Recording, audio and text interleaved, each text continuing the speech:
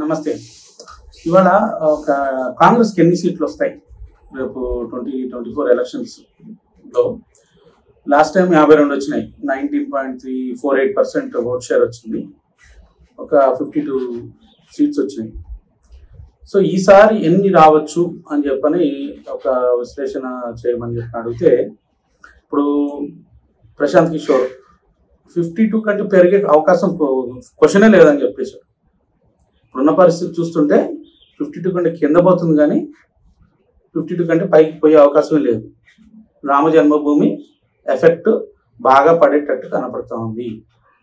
ఇప్పుడు చాలామంది కాంగ్రెస్లో ఉన్నవాళ్ళు ఎవరైతే ఇట్లా హిందువులకి అగెనెస్ట్గా మాట్లాడి, రాముడికి కూడా అగెనెస్ట్గా మాట్లాడి ఓట్లు తెచ్చుకుందాం అనుకునే కాంగ్రెస్ పార్టీతోటి ఉండటానికి ఇష్టపడట్లేదు. సో చాలా మంది వచ్చి బీజేపీలో జాయిన్ అయిపోతున్నారు. ముస్లిమ్స్ కూడా వచ్చి జాయిన్ అవుతున్నారు, ముస్లిం లీడర్స్. ఒక ముస్లిం ఎమ్మెల్యే వచ్చి బీజేపీలో జాయిన్ అవుతే మా దాంట్లో వద్దు, నువ్వు గెలవాలనుకుంటే నేషనలిస్టిక్ కాంగ్రెస్ అజిత్ పవార్ దాంట్లో జాయిన్ అవ్వని మహారాష్ట్రలో అజిత్ పవార్ దాంట్లో జాయిన్ చేశారు. సో ఇట్లా చాలా మంది క్రిస్టియన్ లీడర్స్, జార్జ్ పార్టీ ఎవరు ఇక్కడ కేరళలో వచ్చి బీజేపీలో జాయిన్ అయింది. తమిళనాడులో ఏడీఎంకే నుంచి 15 మంది ఎమ్మెల్యేలు, ఒక ఎంపీ ఒక వారం రోజుల క్రితం వచ్చి జాయిన్ అయ్యారు. నిన్న ఇంకొక ఎమ్మెల్యే వచ్చి జాయిన్ అయ్యారు ఏడీఎంకే నుంచి బీజేపీలోకి. సో ఈ విధంగా చూస్తూ ఉంటాయి. మరి కాశ్మీర్లో గులాం నబీ ఆజాద్ ఏం చేస్తున్నాడు? సపరేట్గా పెట్టుకొని ఇప్పుడు మోడీ గారిని పొగుడుతూ ఉన్నాడు. సో ఆయన కాశ్మీర్ పోర్షన్లో, బీజేపీ ఏమో ఇక్కడ స్ట్రాంగ్ అయిపోయింది జమ్మూ పోర్షన్లో, అక్కడ ఎక్కువ హిందూ పాపులేషన్ ఎక్కువ ఉంటుంది కాబట్టి నేషనల్ కాన్ఫరెన్స్లో ఉన్న వాళ్ళందరూ వచ్చి బీజేపీలో జాయిన్ అయిపోయారు. ఫారూక్ అబ్దుల్లా దాంట్లో వచ్చి ఇంకొక క్యాండిడేట్ కాశ్మీర్లో వీళ్ళిద్దరిని కొట్టడానికి, ముఫ్తీ మొహసిన్ని నేషనల్ కాన్ఫరెన్స్ని కాంగ్రెస్ని కొట్టడానికి కోసం అని చెప్పని గులాం నబీ ఆజాద్ సపరేట్ పార్టీ పెట్టి కాశ్మీర్లో ఫోకస్ చేస్తూ ఉన్నారు, అంటే కాశ్మీర్ ర్యాలీలో. ఇంకొకటి కాశ్మీర్లో డీలిమిటేషన్ జరిగింది. అక్కడ ఆర్టికల్ 370 కంటే ముందు వాళ్ళు ఏం చేశారంటే, ఇప్పుడు ఎన్ని ఎమ్మెల్యే సీట్లు అంటే స్టేట్కి వీళ్ళు తక్కువ 10,000 మంది ఉన్న కాన్స్టిట్యున్సీ కూడా ఒకటి ఉంది, ఒక ఎమ్మెల్యే ఎక్కడ కాశ్మీర్ వ్యాలీలో. జమ్మూలోనేమో 10 లక్షల మందికి ఒకటే ఎమ్మెల్యే. ఇంకా చూడండి, కాశ్మీర్ వ్యాలీలో 10,000 మందికి ఒక ఎమ్మెల్యే ఉంటే జమ్మూలో 10 లక్షల మందికి ఒక ఎమ్మెల్యే. అంటే ఎంత అన్ఈక్వల్గా కావాలని చెప్పని ఎక్కువ సీట్లు వ్యాలీలో, తక్కువ పాపులేషన్ ఉన్న ఎక్కువ సీట్లు వాళ్ళకి ఇచ్చి, జమ్మూలో ఎక్కువ పాపులేషన్ ఉన్న తక్కువ సీట్లు జమ్మూలో పెడితే, ఈ స్ట్రాటజీ చూడండి. పాకిస్తాన్ క్రియేట్ అయినప్పుడు కూడా బంగ్లాదేశ్లో పాపులేషన్ ఎక్కువ ఉన్నప్పుడు బంగ్లాదేశ్కి తక్కువ నెంబర్ ఆఫ్ సీట్లు ఇచ్చారు, వెస్ట్ పంజాబ్లో తక్కువ పాపులేషన్ ఉన్న కానీ ఎక్కువ సీట్లు ఇచ్చారు. సో ఇక్కడ గెలిస్తే ఆటోమేటిక్గా ఎప్పుడు వెస్ట్ పాకిస్తాన్ వాళ్ళు ఉంటారు. బంగ్లాదేశ్ వాళ్ళు అప్పుడు వాళ్ళు తెలుసుకోకుండా ఊరికనే ఏదో పాకిస్తాన్ వస్తుంది కదా అని చెప్పి నొప్పేసుకున్నారు అట్లాంటి డీల్.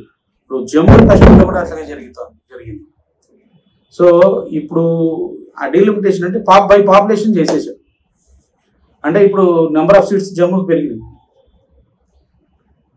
ఇంత పాపులేషన్కి ఒక ఎమ్మెల్యే సీటు సింపుల్గా. సో ఇప్పుడు ఏమైపోయింది, ఇప్పుడు హిందువులకు కూడా పవర్ వచ్చింది. ఇంకోటి, అక్కడున్న చాలా మంది దళితులకి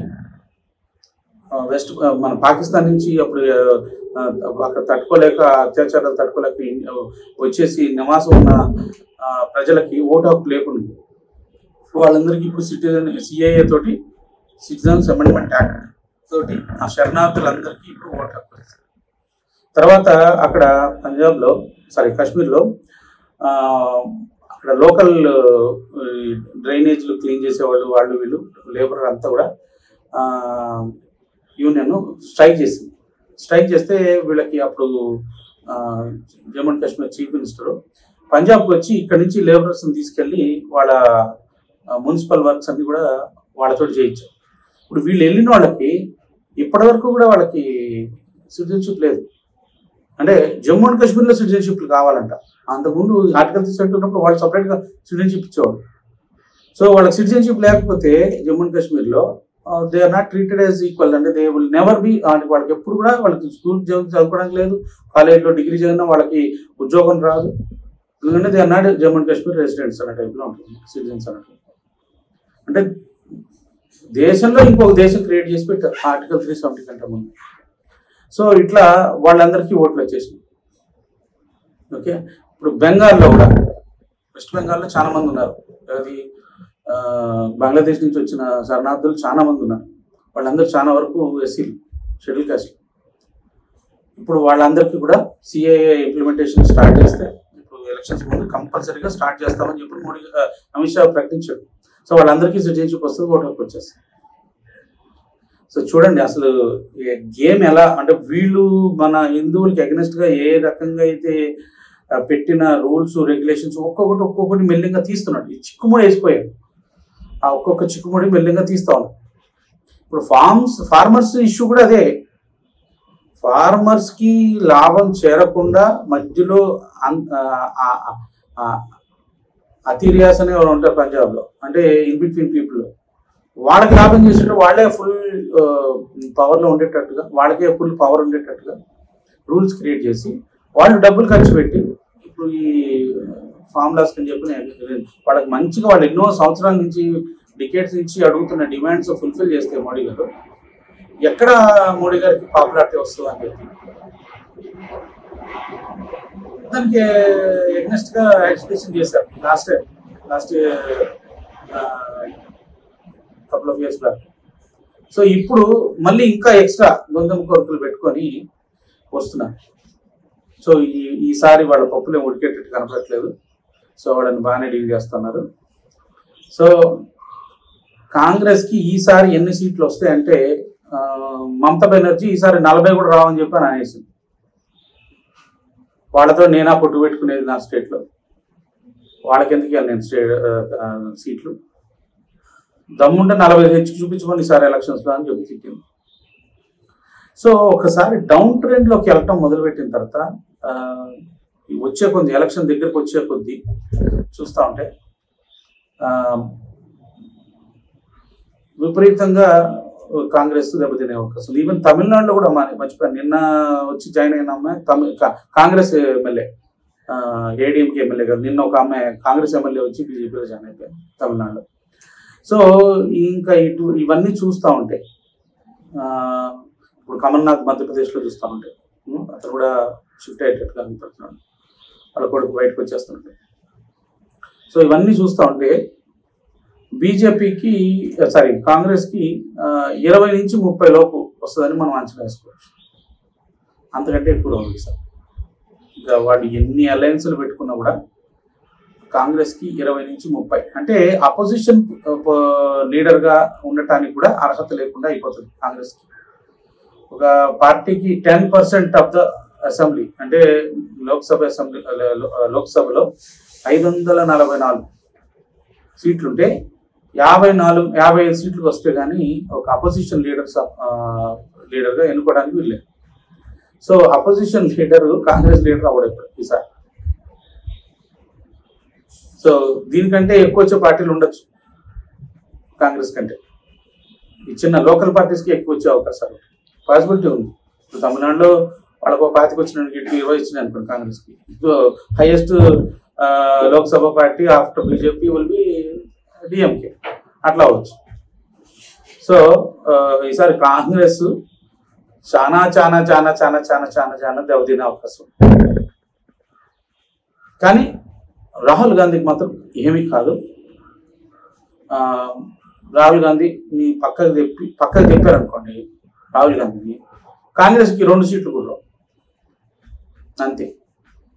అందుకని కాంగ్రెస్ పార్టీలో రాహుల్ గాంధీ ఫ్యామిలీనే ఉంటుంది. అదే గాంధీ అంటే వీళ్ళు గాంధీ ఫ్యామిలీ కాదు, వీళ్ళు దొంగ గాంధీ ఫ్యామిలీ. వీళ్ళు అసలు గాంధీ అనేది వీళ్ళకి ఎట్ట వచ్చింది? దత్తాయి గుత్తరే గోత్రం అని చెప్పని షర్టు పైన జంజం వేసుకుంటున్నాడు. ఇంట్లో చర్చ్ పెట్టుకొని చర్చికి రోజు పూజ చేసుకు, చర్చిలో రోజు క్రైస్ట్గా ఉంటూ వీడికి దత్తాత్రేయ గోత్రం వచ్చిందంట. ఎట్లా వచ్చింది? ఇందిరాగాంధీ హస్బెండ్ ఎవరు? హిందువా? కాదు కదా. మరి హిందువుగా వాళ్ళు ఏమన్నా కన్వర్ట్ అయ్యారా పోని? ఆయన చనిపోయినప్పుడు ఏ విధంగా ఆయన్ని ఇది చేశారు? పోనీ బై బర్త్ కాదు, నేను హిందువుగా నేను కన్సిడర్ చేసుకుంటున్నాను అంటే హిందూ రిలీజన్ అని అనుకుందాం అనుకోండి. పోనీ వీళ్ళు హిందువులకి ఏమి మేలు చేశారు? ఎంతసేపు ముస్లిం ఓటే కదా మీకు కావాల్సింది.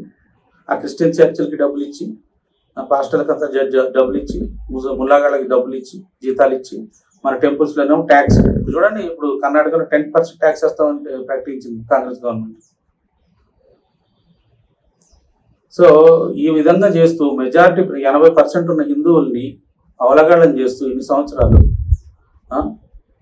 ఈ కాంగ్రెస్ సెక్యులర్ పార్టీలు అన్నీ, కమ్యూనిస్టులు సెక్యులర్ పార్టీ అని చెప్పుకుంటున్నాడు అంటే దరిద్రమైన దరిద్రుడు వాడు. ఈ దేశానికి పట్టిన దరిద్రమే ఈ సెక్యులర్ పార్టీస్. సెక్యులరిజం అంటే ఇండియాలో అన్ని రిలీజియన్స్ తోటి ఇండిపెండెంట్గా ఉండాలి అనే కాన్సెప్ట్ వెస్ట్లో ఉంటే, వీళ్ళు హిందూయిజంకి మాత్రమే దూరంగా ఉండాలి, మిగతా అన్ని రిలీజియన్స్ని దగ్గర తీసుకోవాలి. వీళ్ళు కొత్త సెక్యులరిజం కనిపెట్టారు. ఇండియా తీసుకొచ్చింది గాంధీ, గాంధీ తీసుకొచ్చారు. తర్వాత నెహ్రూ ఇంప్లిమెంట్ చేశారు. సో హిందువులకి వ్యతిరేకంగా చేసిన లాస్ చాలా ఉన్నాయి. ఒక్కొక్కటి తీసుకొచ్చి ముందు పెడతాను.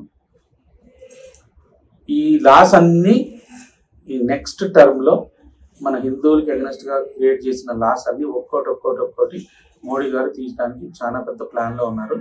కాబట్టి ప్రతి ఒక్క హిందువు, టెంపుల్కి వెళ్ళే ప్రతి ఒక్క హిందువు, ఇంట్లో దేవతలు బొమ్మలు పెట్టుకున్న ప్రతి ఒక్క హిందువు బయటకు వచ్చి ఓటు వేయండి. ఇది గోల్డెన్ ఆపర్చునిటీ మన హిందువులకి. సో ఇది హిస్టారికల్ మూమెంట్. 2019-24 ఎలక్షన్స్ ప్రతి ఒక్కళ్ళు ఓకల్గా, మీకు తెలిసిన ఫ్యామిలీ ప్రతి వాళ్ళు మీరు ఏ పార్టీకి సపోర్ట్ చేస్తున్నారు, బీజేపీకి ఎందుకు సపోర్ట్ చేస్తున్నారని మీకు తెలిసిన విషయాలు మీ ఫ్యామిలీ మెంబర్స్కి వీడియో పంపించండి. నా వీడియో పంపించండి, కానీ మీరు కూడా స్పెసిఫిక్గా చేసి పంపించండి. అప్పుడు మీ వీడియోని బాగా ఇంకా ఎఫెక్టివ్గా అందరూ చూస్తారు. రేపు ఏదన్నా ఫ్యామిలీ ఫంక్షన్లో జరిగినా, అరే నీ వీడియో బాగుంది, నువ్వు చెప్పిన పాయింట్లు నాకు తెలీదు, లేదంటే నువ్వు చెప్పినట్టుగానే మేము కూడా వేస్తాము అని డిస్కస్ చేసుకునే స్టేజ్కి రావాలి. ఫ్యామిలీలో కూడా పొలిటికల్గా మనం డిస్కస్ చేసుకోవడం మొదలు పెడతాం. వాళ్ళు ఈ పాలిటిక్స్ని వెపన్గా తీసుకొని మనకి హిందువులకి అగెనెస్ట్గా చేస్తున్నారు. కాబట్టి మనం కూడా హిందూయిజంనే మనం వెపన్గా చేసుకోవాలి. ఓటు వేసి మన హక్కులు మనం తెచ్చుకోవాలి. రాజ్యసభలో రావాలంటే రేపు అసెంబ్లీలో కూడా కాంగ్రెస్కి వేయటం నేర్చుకోండి. ఉడికేస్తున్నట్టు అనుకోండి. సో నా అనాలిసిస్ ప్రకారం కాంగ్రెస్కి 20 నుంచి 30 లోపు వస్తాయి ఈసారి 2024 ఎలక్షన్స్. బీజేపీకి 370 టార్గెట్కి పెట్టుకున్నారు కాబట్టి దానికి మనం అంతా కృషి చేద్దాం. ఓకే, సో మనకు తొందరలో నేను ఈచ్ స్టేట్ బై స్టేట్ ఏ స్టేట్స్లో బీజేపీకి ప్లస్ అవుతుంది, ఏ స్టేట్లో స్టే ఉంటుంది, ఏ స్టేట్లో నెగిటివ్ అవుతుంది, టోటల్ టాలీ వేసి మనకి 370 రావాలంటే ఎక్కడ పాసిబిలిటీస్ ఉన్నాయి, ఏ స్టేట్లో మనం ఎక్కువ వర్క్ చేయాలనేది ఒక ప్రొజెక్షన్ ఇస్తాను. ఓకే, జై హింద్. ఈ వీడియోని అందరికీ సబ్స్క్రైబ్ చేసుకొని లైక్ చేసి కామెంట్ చేస్తూ మీరందరికీ షేర్ చేయండి అని చెప్పని మీతోటి విజ్ఞప్తి చేస్తూ సెలవు.